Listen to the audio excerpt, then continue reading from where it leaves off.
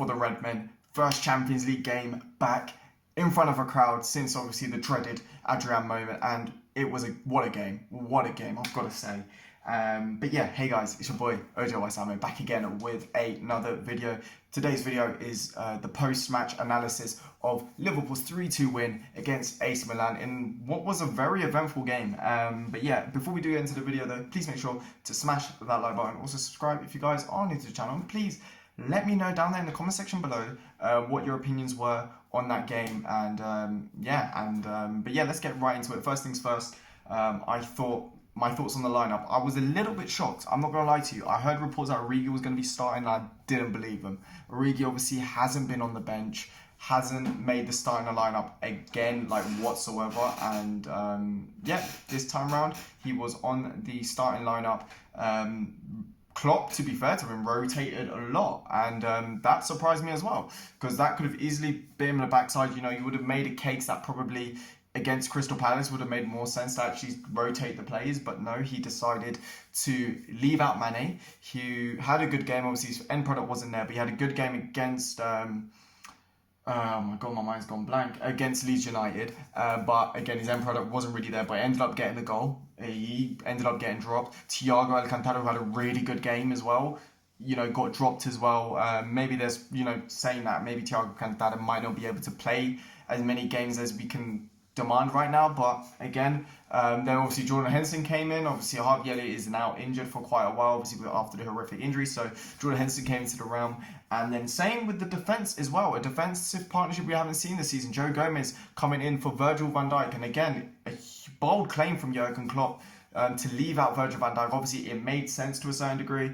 Why not to leave Van Dijk? But you'd think that, you know, my mind as well was kind of like not starting Van Dijk in the Champions League, the first Champions League game in a group that we have.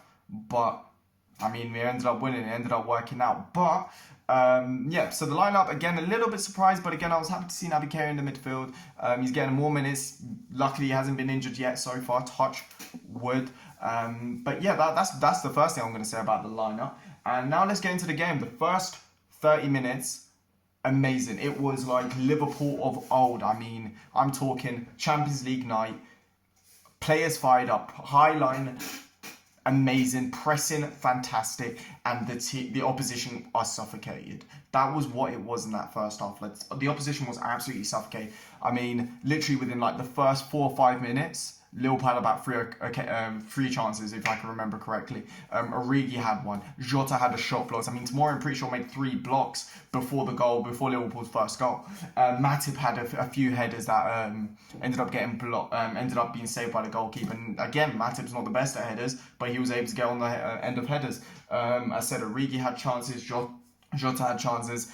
Salah ended up having a few chances later on in the game, but even still, Liverpool were just knocking on the door and just making Milan just suffocated them, really, to be honest with you.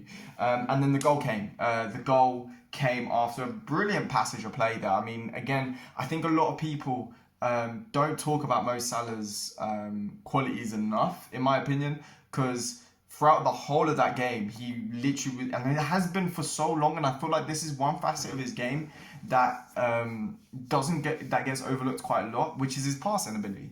Like that pass there, I mean, it looks easy, but still, he was able to literally, with that pass to Trent, get about 2 or 3 players out of the game, and Trent was able to go through. He tries to cut it back, but then Tomori goes in for the block. But however, unluckily for him, the block ends up going towards goal, and it ends up being an own goal for Tomori, and 1-0 to Liverpool after a few minutes, and Liverpool just carried on. And once they got the goal, it felt like they could get another. I said, we ended up getting a penalty. Liverpool created loads of chances. It ended up being a penalty. A little bit harsh. Not going to lie to you. I thought maybe with VAR this season they weren't going to allow that, because the penalty was a little bit soft, in my opinion. I've got to be honest. I thought the VAR, they would have, especially the handball, because I was a little bit shocked that they gave that as a penalty, because it was a little bit close to, I think it was Calabria's arm. It was very close, the ball, when Andy Robertson struck it. It obviously came off his arm. His arm was a little bit out, so I understand why they gave it, but I did think it was a little bit soft.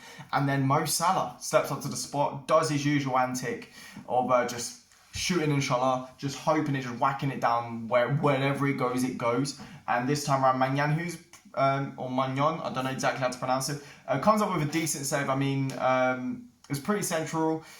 I mean, he didn't hit it dead down the middle, so if the goalkeeper does dive, he hit it a bit to the left and the goalkeeper was going to save it. Unless Salah, I think if Salah got it a bit higher, would have been fine, but he just hit it at right high, kind of the right direction, and if the goalkeeper dives that way, 9 times out of 10 he's going to save it. But then there was a double save again by the goalkeeper after following the save. He made a save on Jota, and that was a really good save. But then again, it didn't take Salah's hopes down. He missed a penalty, but created like 2 chances straight afterwards. One that forced a really good save off Magnan, and then another one that hit over the bar. And Liverpool just kept on knocking on the door, and it just felt like, it was going to be one of those days where it felt like, in my opinion, kind of like Roma.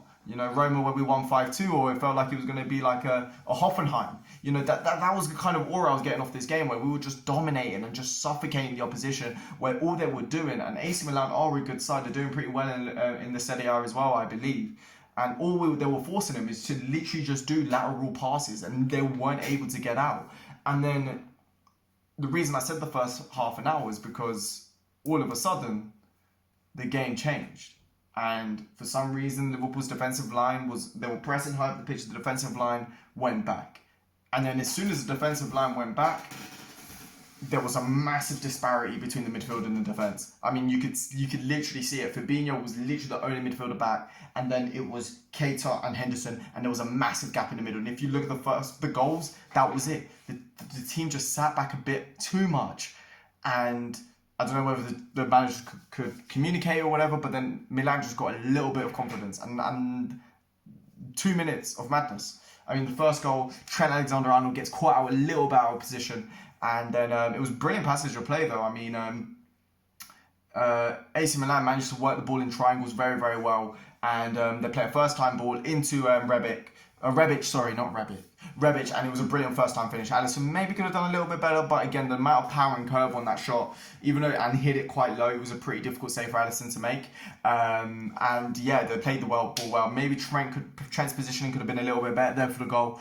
But as I said, I think mainly the fact that they just dropped off too deep, and then the disparity between the midfield and defence, and then that's just what ended up happening. And then the second goal, I think it was more apparent, where you saw Fabinho, the only midfielder back, and then literally it was just Keita and Henderson were just so high up the field, and and it just ended up just being again on that right hand side. They just had so much freedom down there, and then they get the ball in one-on-one.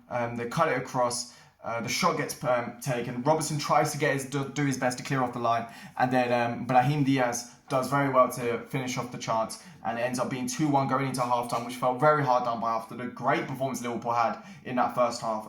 To go 2-1 down just felt very, very odd and very deflated. I didn't know what to feel about it, because I wasn't annoyed of our performance. It was just jarring, and that's just what it felt like. I felt like we felt really hard done by, because we had created a lot of chances and we had played very well. But then the second half came about, and then there was a little bit of scare. Obviously, the AC Milan had got a corner early on, and they ended up scoring from it. Luckily, it was just about offside, as they did a short corner 1-2, and then they crossed into the box. A bit of suspect defending, I must say. Luckily, the goal was disallowed, but the defence was very suspect there. Nobody really cleared his lines. It was quite a low cross as well, not very powerful, and it just ended up to ricochet. I think Tikiera, I believe, who ended up scoring. Luckily, it was offside, as I said. But I said that maybe that's something maybe to look at. Obviously, Van Dijk wasn't playing, and I do think if Van Dijk was playing today, those goals wouldn't have happened today, 100%. But we have to rotate our players at some point anyway. And Van Dijk is a very difficult player to replace, as we saw last season. But then we had, straight after that, Liverpool got a bit of fortune with the goal being disallowed. But then, straight after, it was a brilliant passage of play, I must say. Liverpool down the right-hand side, where they looked absolutely dangerous throughout the whole game. Salah gets the ball, plays it into Divock Origi, and Divock Origi with a very, very lovely scoop over the defence. Liverpool working in those tight areas. The AC Milan defence was very, very compact, and Liverpool just were able just to pick it out. And then Origi plays a ball over the top. It probably ended up going at least 10-15 metres into the goal, and I said it was quite work, but then the goalkeeper for some reason doesn't come out, Manyan, who had a very good game before that, and Salah was just able to just hit it into the bottom left-hand corner. Salah looked a little bit like saying, oh yeah, the goal wasn't the best, but hey, he gets the goal to make it 2-2, and then it was just, again, just same old Liverpool, just pressing and harrying that goal. Robertson was taking long shots. We had, we were just getting into good areas. We just couldn't get the goal. And then the man, the myth, the legend himself, Jordan Henderson. I was very critical of him, his performances as centre midfield, and I didn't think the two midfielders today, technically yesterday, did themselves, especially in the first half anyway, didn't do themselves a whole load of good. As I said, I thought that the disparity between the midfield and defence was one of the main reasons we conceded those two goals, and I don't think they had a really, really influential performance in that first half. But then Jordan Henderson with what can I say? The ball is a set piece, the ball comes out, and then the technique that Henderson does, I don't want to be that guy, but that comparison, I've got to say it was Gerrard-esque. He brought in his inner Gerrard. People are going to say, oh, and it's not a goal I've seen Henderson score before. And people are going to say, yes, like the goal like Burnley, but no, it wasn't, because he hit it on the ground. It was such a well-taken goal. Normally when Henderson hits those, it's going up.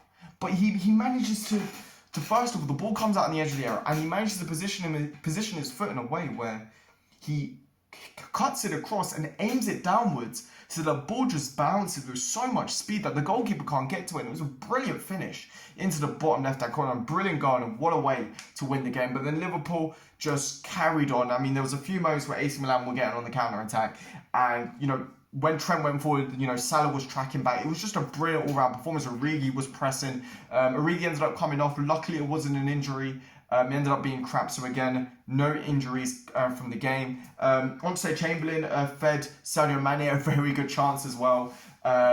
It's just he couldn't get the ball out of his feet, and then it just ended up not being anything. And then, and I said Liverpool had quite a few good opportunities. As AC Milan were trying to press and get the goal, they started piling up loads of bodies. It didn't really feel like Liverpool were going to concede at any moment. Alisson looked comfortable. Our defence looked very comfortable. They were going towards long balls, and Liverpool were able to deal with them well. I think the only time that it looked a little bit dangerous was when Giroud came in, and there was that one cross where Theo Hernandez crossed it into Giroud, but Joe Gomez did very well with it aerially. To be honest with you, I thought it was a very, very good performance overall. And however, the only thing that was a little bit frustrating is that we didn't score more, because there was a few times where we didn't get into a goal scoring opportunity, but I felt like when Curtis Jones came on, for example, who I thought had a decent game, but there was one moment where we were in a 2v3 situation, and I thought like he could have done a little bit better in beating his man and whatnot, because the talent is there, and you know that, he can beat his man, but he just ran into play. So I don't know. But again, I thought overall a very good performance, a great way to start the Champions League group. As I said, we forced a good AC Milan side to just do lateral passes in the first half, and most of the game, really, to be honest with you. We made them slow down their tempo of the game, and we kept our intensity up. It was absolutely brilliant, and we pressed them so many times. The amount of times that Trent, Robertson, Salah, Jota were able to get the ball in very dangerous positions in counter-pressing situations was amazing. I said it was like the Liverpool of old. We haven't really seen that much, and maybe it's because it's a European night. The fans are roaring. Maybe that's why. But it was nice to see that again, because I feel like we haven't seen that type of performance in a while. I feel like a lot of the wins that we've got are quite methodical. It hasn't been full throttle, and yesterday it felt full throttle, and I love to see that. And then what else was I going to say? And I said, we forced them to do lateral passing. We forced them to make a few errors as well. The amount of I must say, even though Tomori did score an own goal, the amount of blocks he was forced to do in that game was ridiculous. And that just shows how well we played. AC Milan gave us a good run for their money, but we showed how better of a side we are. And the fact that Porto as well drew against Atletico Madrid, and towards the last minutes of the game, Porto got a red card, meaning that Mbemba, who's the person who got a red card, is going to miss the next game against us. It's a win for us as well. I'm saying not that we're winning, but it's a boost for us, I should say. So again, very happy with the performance. We're top of the group as well at the moment. Obviously, it's going to be a difficult group. I don't think we're going to win every game, but we've started well, and that's all we can say. You know, we struggle away from home, and we've just got to make sure that away form is going to be, you know, just on par with our home form. If it can be a little bit less, but as long as our home form's perfect, we should be fine in this group. But yeah, overall, I was impressed. That game had me smiling, I'm not going to lie to you. But let's get into the player ratings. Let's just wrap it up very quickly. So Alisson, I'm going to give him a 7.5 out of 10. He could have maybe done a little bit better with the goal, but I thought, actually, you know what, I'll say 8 out of 10 because I thought like towards the second half when Milan tried to play a few balls over the top, I felt like Alisson dealt with them well, even if some of them looked very dangerous. I thought he dealt with them quite well. Wasn't really forced to make many saves, to be honest with you. But when he had to come out of his area, he did that very well. He commanded his area very well. His passing was good. Happy with it. 8 out of 10 for me. Trent Alexander-Arnold, I thought was amazing, honestly. I mean, okay, I can't say it wasn't 10 out of 10 performance-wise, but I thought, again, a solid 8.5 out of 10, I'm going to say. You know, especially in the attacking sense, I thought today's positional awareness defensively was wasn't on par as it has been in the last few months, to be honest with you. But I thought attacking wise he was brilliant. I thought even like on one-on-one defending, I thought he was quite good as well. So I'm going to say 8.5 out of 10. Andy Robertson, again, attacker wise, I don't think he was as good as Trent, but I think maybe he was a bit more solid defensively. So I'm going to give Robertson an 8 out of 10. Again, won the penalty as well. He played well as well. So I can't really fault a lot of the plays. Joel Matip, again, won a few headers, was quite good. Wasn't really bullied by any of the big strikers, like Giroud or anything like that. I thought he did well, to be honest with you. So I'm actually going to say again, a solid 8 out of 10. Then Joe Gomez, I'm going to give Joe Gomez an 8.5. I thought he was better today than Joel Matip. So I'm going to give him an 8.5. I thought he had a good game as well. But even Matip, as I said, Matip played well as well. His passing, the way he drives into the box and stuff, I thought was brilliant today. And then let's think about the midfield. Fabinho, 10 out of 10. Honestly, if he carries on the form that he's in, it's going to be dangerous for the league. It is going to be so dangerous because right now his form that he's in is unplayable. Like what we're seeing now from Fabinho is what we saw against Barcelona, but on a consistent basis, and it's just absolutely amazing to watch.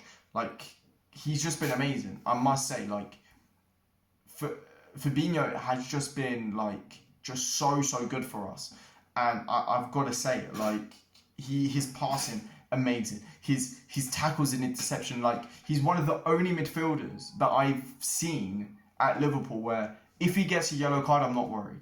That's how good he is right now. That's the level he's playing at. Even if he gets a yellow card in the 5th minute, I know for a fact that he won't get a red card because he's just that good and he's that intelligent. He's passing amazing. If he has to take, obviously he didn't take a pop today, but even if he has to, he'll do it. He's just honestly an absolute gem, and I feel like he's very underrated.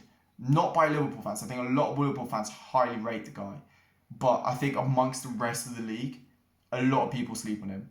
A lot of people sleep on him because he is absolutely amazing. I can't stress it enough how good Fabinho is. I can do a whole segment of how much I love Fabinho, man. He's so good. And he's one player that, I would just make sure he'd be in the lineup 100%. Naby Keita. So again, 10 out of 10. Naby Keita, I'm going to give a 7 out of 10 for Naby Keita. I thought I think maybe he had a very safe performance. Maybe that's why. So I'm giving him a very safe rating. I don't think he did much in attack. There was a few times where he showed a little bit of glimpses of, beating his man, trying to make a few things happen. But overall, he was just it was just there, you know what I mean? It wasn't very good. It wasn't very bad. But positives, didn't get injured. So, yeah, I mean, I would have given him a high rating. I just expected him to press a little bit more, win the ball a bit more. And that's just what I was expecting from Naby Keita because that's what we normally see from him. But I said it was a very safe performance from Naby Keita. I said, didn't get dispossessed too much. Didn't lose the ball. I said, didn't really put himself in a lot of tricky situations either. So I said it was a very safe performance. Jordan Henderson, if you said for the first half, I wouldn't have given him a high rating, as I mentioned before, same with Naby Keita. But the goal was just absolutely amazing. I've got to give him a few points for that. Just the way he took the goal. And I think you saw straight away after the goal, Jordan Henderson, his confidence just went up. Like you were seeing him, Donny was doing flicks like no man's business. My guy was moving like prime Ronaldinho, you know what I'm saying? But like I will say, like he was just brilliant second half. Especially after the goal, he had like just, he wasn't on the pitch for much longer in the second half. But when he was, you could see that he had an extra a step in his, he had an extra step in him. Like he just felt like he was a completely changed player, and he just had so much confidence, and it was just nice to see. And if he plays like that with that extra yard of confidence, tries to do a few more tricky things, then yeah, I'll be happy with him to play box to box. But if he's just going to be safe all the time, then hey, I don't know. But I said I was happy with Jordan Henderson's performance. I'm going to say again, an 8.5 out of 10. Mo Salah, I know we missed a penalty, but I'm going to give him a 9 out of 10 because I thought he was dangerous throughout the whole game. Was linking up on that right hand side, and it was just absolutely amazing to watch. Didn't let the missed penalty stop him because it's been a while since he's missed a penalty. I believe the only time he's actually missed a penalty was against Huddersfield, and that was 2-3 years ago. So just for that, I mean, and then he just carried on going, took the goal well, created chances throughout as well. Technically, don't know whether Trent got the assist, technically speaking, for the Tomori own goal. But again, he made that pass that made Trent do the run and all that. So again, I thought Salah had a very good performance, and again, it's refreshing. I said I was just really impressed with Salah today, and even his defensive output today was just amazing as well. There was times where Trent pushed up the field, and you'd literally see Salah track him back just to make sure that he would cover his man and just literally make an interception. Something that you don't really see Salah do that often. And it seems like, a lot of people are very critical of Salah, just saying he's not a team player, but I felt like today showed how much of a team player he can be. Divock Origi, first of all, what an assist. I thought his hold-up play was pretty good today. Could have got a goal, but I felt like the ball came to him quite quickly. But again, I thought it was just a decent performance, and again, it just shows how much better he is through the middle than he is on the left. He didn't look out of place today, which sometimes when Origi does play, especially on the left-hand side, he does feel out of place, and I felt like today he definitely did not feel out of place down in the middle. He was able to hold the ball up okay. He was able to cause the defence a little bit of trouble. His passing was a little bit off, I must say, but overall, I was pretty happy with his performance. I mean, he made a brilliant assist. And again, as a backup, I don't mind Origi playing. Like, do you know what I mean? If it's week in, week out, then no. But as like a one-off situation, if he plays like that, that's fine. Again, I just don't want to see him on the left-hand side. And I will happily say that till the day I die. Because if I see that guy on the left, I'm going to be very mad. So again, I was happy to see him down the middle today because that is his position. So yeah, I'm going to give Origi, though, you know what? For the assist, I'm going to give him an 8 out of 10 for Divock Origi. Then Jota had a few good chances to score, to be fair to him. Wasn't as influential as Salah, but he still had a decent game. I'm going to give him, but again, he wasn't really, I'd say a 7.5 out of 10 for Diogo Jota. Still had a decent game though, nevertheless. There wasn't really any bad performances today.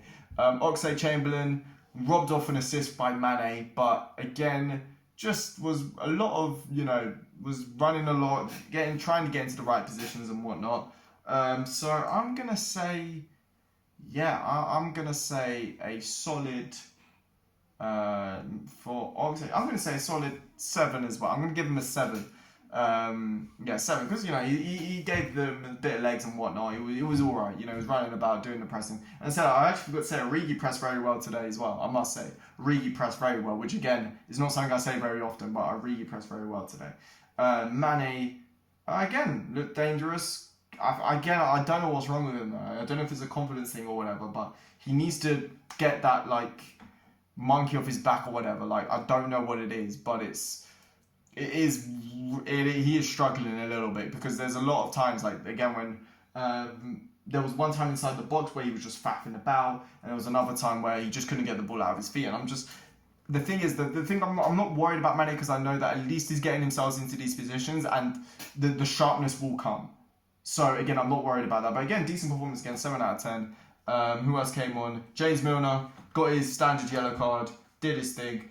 Slowed the tempo down very well. Got good free kicks as well. So, for that reason, I'm going to give him I'll just give him a 7 out of 10 as well. Why not? Who else made? Thiago came on as well. Or did a few decent runs. Passing was good. Tried to create a few counter-attacks as well. Intercepted well. again, I'm gonna say what 7 out of 10. And Curtis Jones, again, I'll give him another 7 out of 10. Those are my player ratings. I thought they all Curtis Jones. If only he could get past his man when that one time. If you guys know, in that 2v3 situation, that would have been brilliant. But again, Liverpool kind of proven a lot of fans, including myself, wrong. Well, Klopp, I should say, proven a lot of fans and myself wrong about our squad depth. But again, I would like to see a few transfers in January, but that's a whole different thing for a different time. But a very good performance. We were absolutely amazing. Bring on Palace. Let's do this. But yeah, it is the end of the video. It's your boy, Ojo Wasama. Leave a like, subscribe, comment you red man. Yeah. And let me know down in the comment section below what you thought of the game. But yeah, it is the end of the video. It's your boy, Ojo Wasama. I will see you guys later. And I hope you guys have a very nice day. See ya.